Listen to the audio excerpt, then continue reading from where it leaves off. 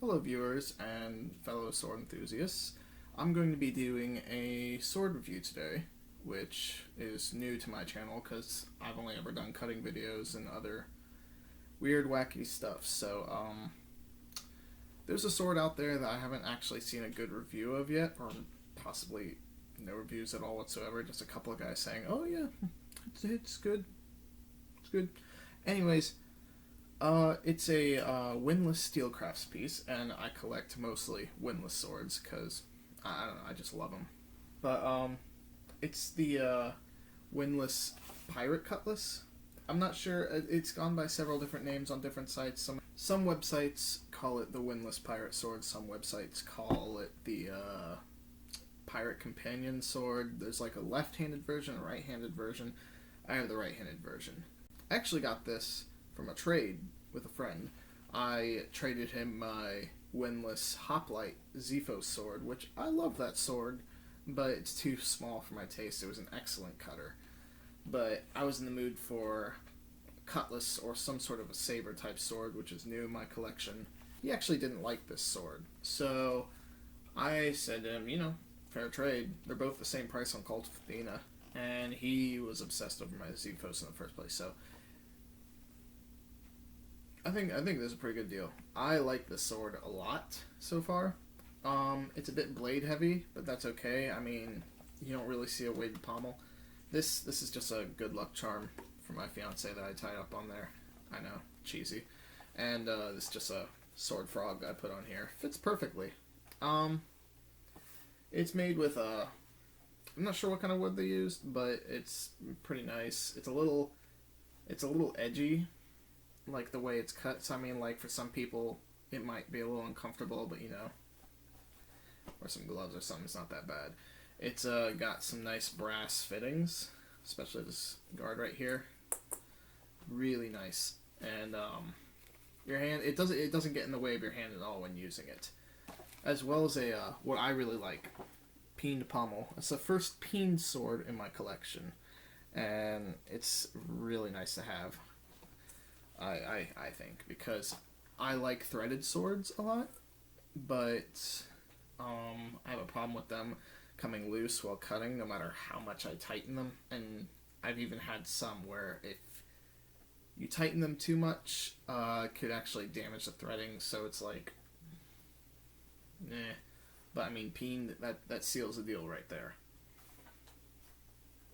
The blade on this thing is about 26 inches long, which is it's an average cutlass size. Most cutlasses were a little short. Yeah, it's got a nice broad blade. It's got some good reach, despite, a lot of people might think it's a short sword, but I think honestly it's average. It's a good size. Overall, it's 32 inches when including the hilt and the blade together. It's made from either 1045, 1055 high carbon steel. It's windlass, so it's got a really good temper on it.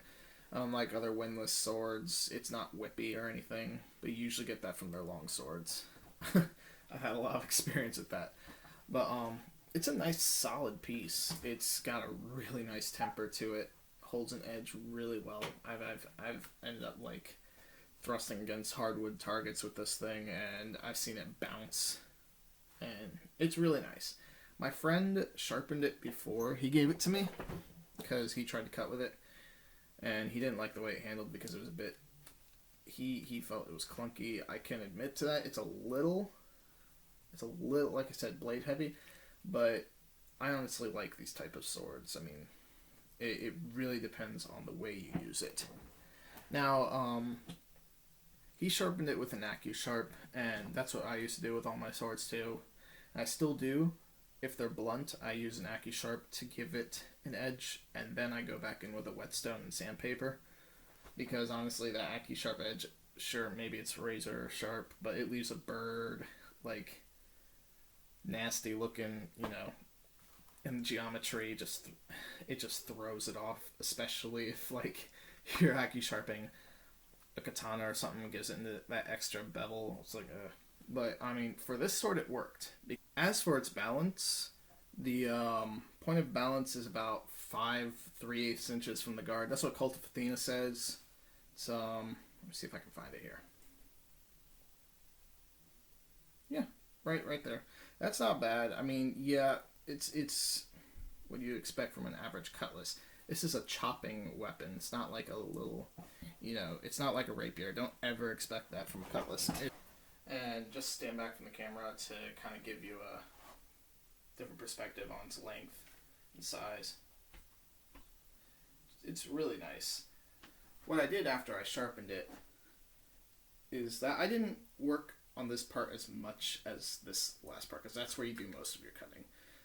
And some historical cutlasses were actually blunt here and used for defense, but that's what this is mainly for. It works like a shield right on your hand, which I really like. I honestly love that. You can not only parry with it, and God, it'll save your fingers. When the blade catches along flat after parrying, it's almost always going to slide down. This hits it and bounces it right off. Either you can parry or you can use it to attack with after blocking, which that's fantastic.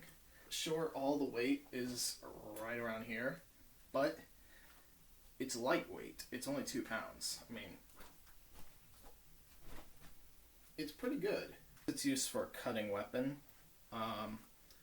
I already sharpened it, like I said earlier in the video, and I'm about to show you some cutting, but before that I'll do a paper cut test.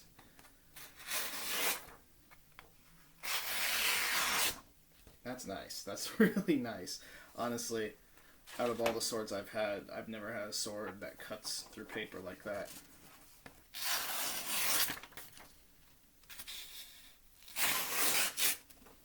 So yeah, we're gonna go do some test cutting on some water bottles.